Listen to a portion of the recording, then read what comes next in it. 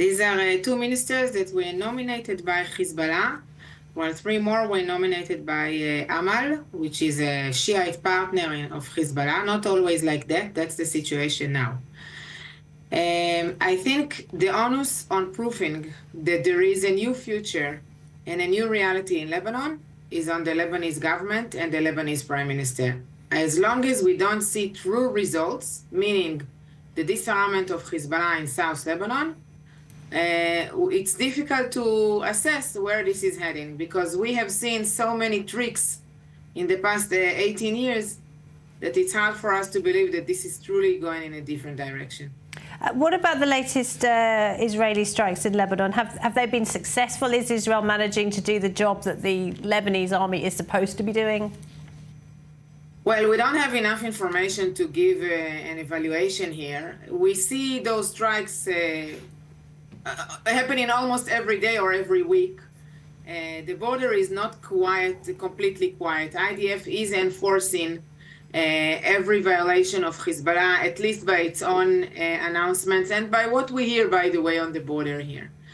The big question will be after February 18, once the IDF is supposed to withdraw completely from Lebanon.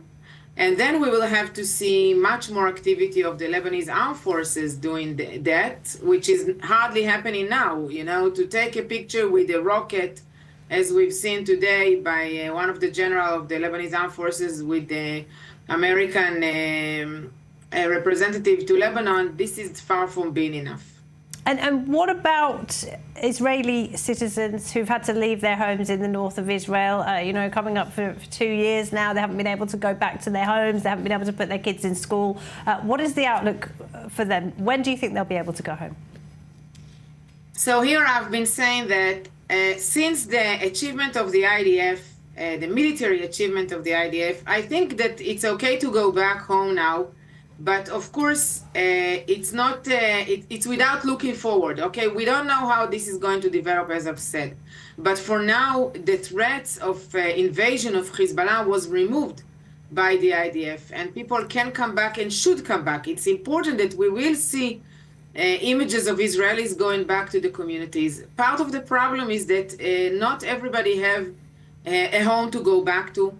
There are many damages also in the infrastructures of those communities, and this should be repaired. The government need to be completely in the project of recovering those communities to enable the people to come back.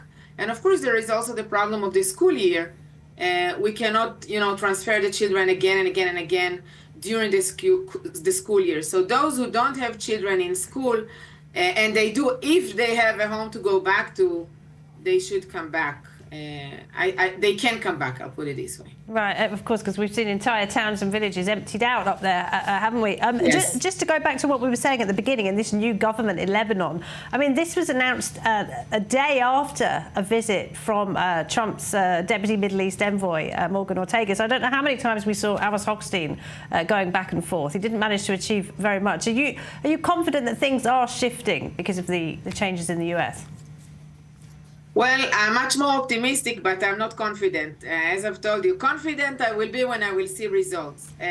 Clearly, the position of Hezbollah in Lebanon today is different than it used to be, thanks to the IDF achievement, military achievement, thanks to what happened in Syria, and thanks to the new administration in the United States. But all of that, again, will not be enough if we will not see results. The statements coming out of Beirut are not enough. We want to see deeds and not only statements.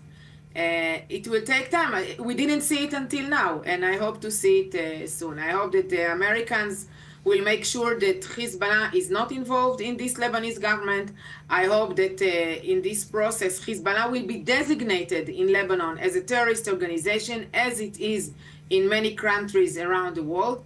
And I hope that Hezbollah will not be part of the reconstruction of the state of Lebanon, and Iran will not be part of the reconstruction of the state of Lebanon.